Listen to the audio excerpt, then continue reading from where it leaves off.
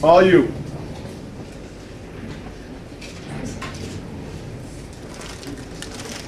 Blank. Got it. Oh, yeah. Okay, so who has their cell phones out? Well, if you don't have them out, then get them out. What I need you to do is, well, if you don't, you can grab a laptop, they're right over there. Or you can text the code to 2233. And what I want you to do is I want you to read the question, what types of nonverbal communication do you use most often? And if you think it's your eyes, you use communication with your eyes, then use that one. Body language, you think most nonverbal communication that you use most often is your body, then text 394750. Facial expressions, you know, like angry, happy, sad, do that number. Or emoticons, you're texting, the smiley face, you think you use those most often, you text that number.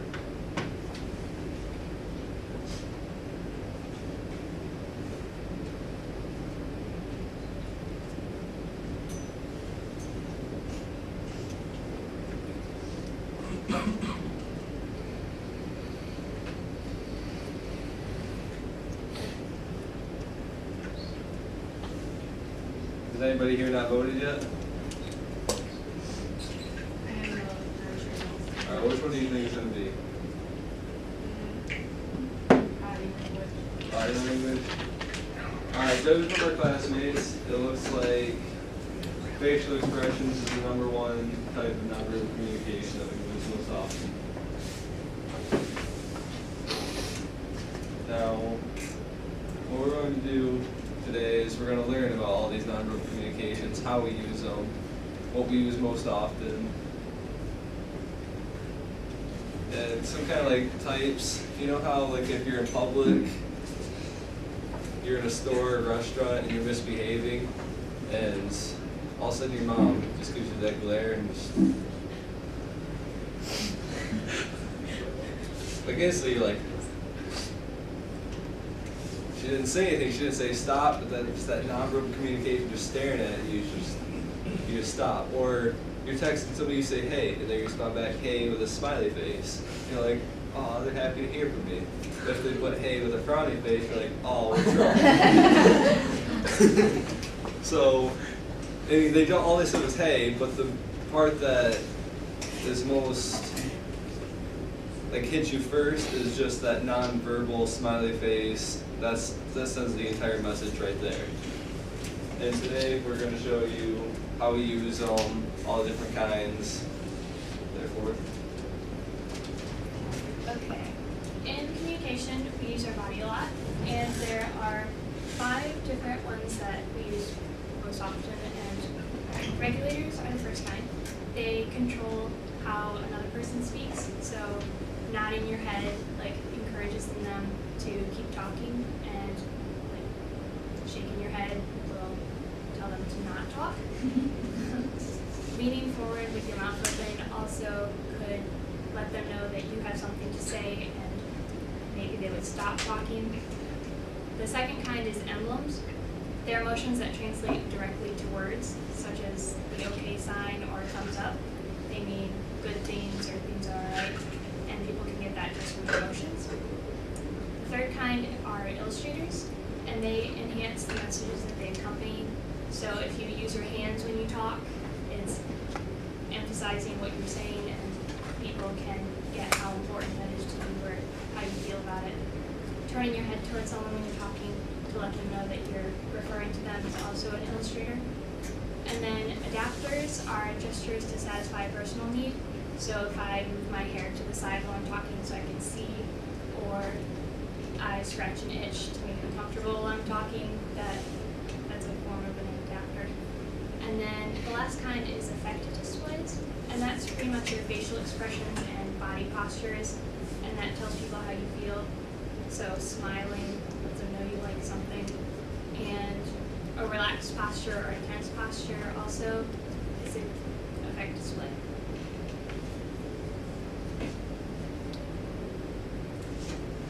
Facial communication is how you use your face when you're communicating and what your face does. You use your eyes and your eyebrows and your nose, and you can crinkle your forehead.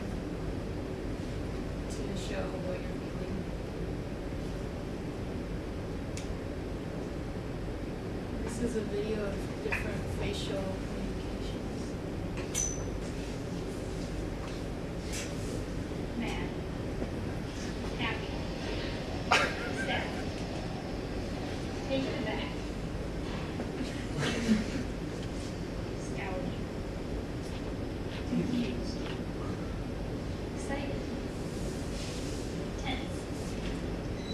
Scared. Annoyed. Bored. Quizzical. Happy. Pig. Can I have a copy of that for senior video at graduation, please? I could have a whole lot of fun with that.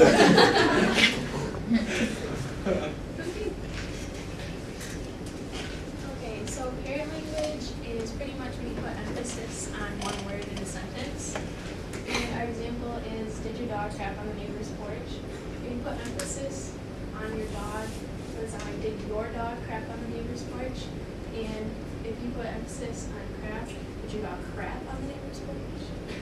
So you're basically putting emphasis on a word to express its meaning.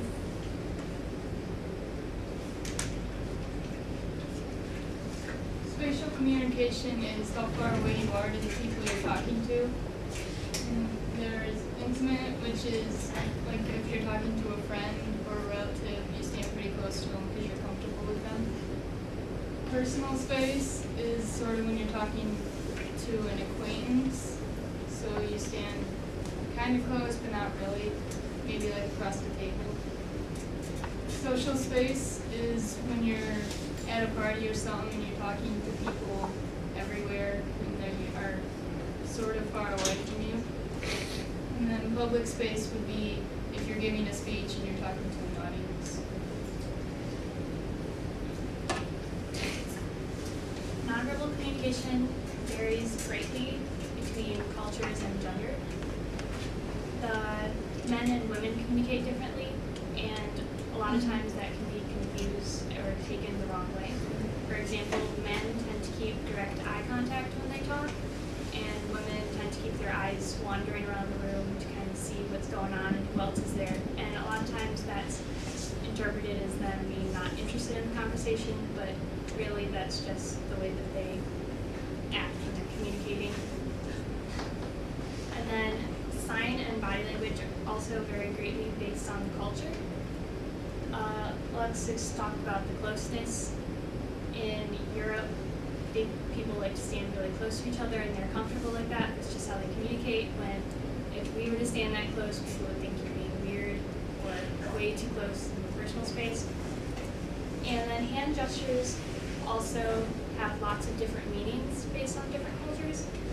So, a few of the biggest ones that are different.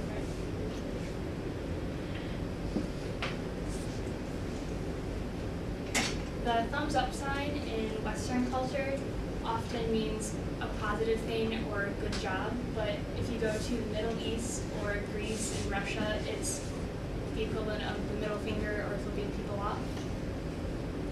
The okay sign is great or fine, but if you go to Europe or Brazil, it means you're zero or you're homosexual. And then the victory sign or peace and love, it means a very rude sign, and it's like you're asking for a fight if you go to Great Britain or other old English-speaking countries. And it's actually been known to have people go to a restaurant in Great Britain and ask for two of something by giving the sign, and they're actually like tackled to the ground because it's taken so offensively. And then the last sign is the open palm that we often use as a wave. In Greece, that's very insulting, and it means talk to the hand or you're nothing, and it also means to eat shit. So they don't like it if you wave to them. Just to so how do they say hi to somebody? They say hi. They don't, but there's no nonverbal gesture to reinforce or anything like that, or from a distance where the voice can't go? I mean, I'm just curious. Just gotta be careful with your open palm, I guess. Wow.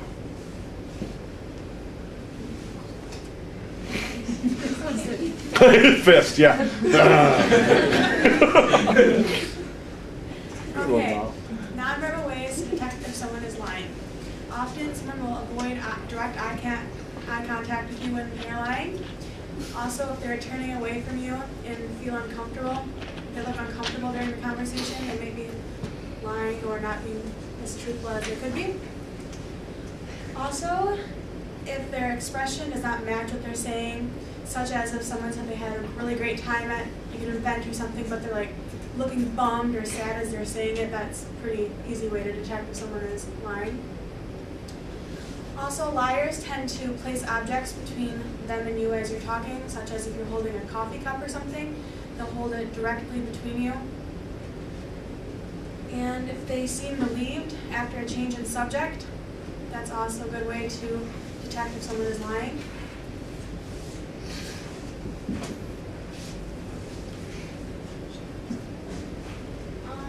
There's two ways that you use nonverbal communication. And encoding is basically when you give nonverbal communication, and like when you do it, you like be consistent with verbal, so it means the same thing, or you're not like reading something else. And decoding is when you're trying to figure out like what other people are doing based on their nonverbal communications. And one of the hardest things to decode is silence. Okay, silence. It can often help the importance of a message. Like the pre-message silent is like warning or giving the receiver some time to think that like the message that they're coming is going to be really important, and the silence after the message is time for the receiver to digest what was just said, and it gives them time to really think about what was just said. Like, such as during like intense conflict or something, or like confessing your love for someone, there's like this intense silence, like working up, say what you need to say, and then awkward silence afterwards. So when I'm really super quiet, I'm telling my wife I love her. Well, you have to like say it, but that silence before you say it. So I can't just walk her out quiet forever. She'll know my love for her is infinity. Just checking, so make sure it's clarified so I don't screw up. If I do, I blame you. Okay. Silence can also often be used as a weapon, such as the silent treatment. Very common silent treatment. If you're angry at someone, you'll just be like, I'm not talking to you anymore. Silent. Don't hold your hand up.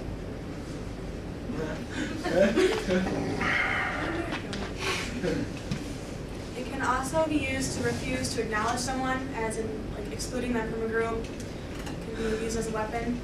Also, silence is personal anxiety, as in like being shy, like not talking to someone when you first meet them. Silence also communicates emotional responses. It can come across as being uncooperative or looking annoyed. Silence can also just mean having nothing to say, because if you have nothing to say, being silent. And silence can give you time to think. Like, after being asked a question, you can use silence instead of filling it with an or tons of likes. It gives you time to just take in the question and then respond. Thoughtful answer.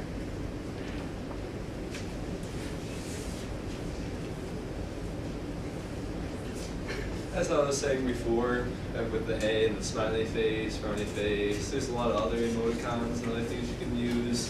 For example, smiley face, frowny face, there's a winky face. Like when you text somebody and you're like, you're hot.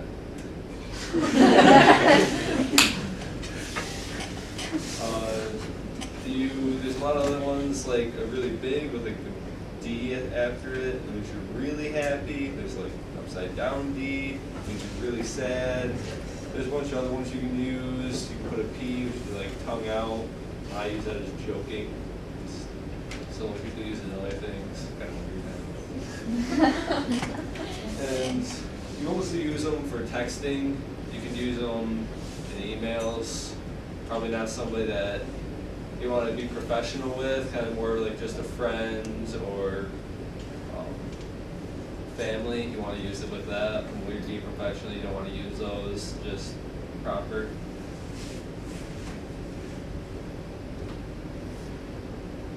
And that is how you use nonverbal communications, the different kinds, and how you use them. Little golf clap.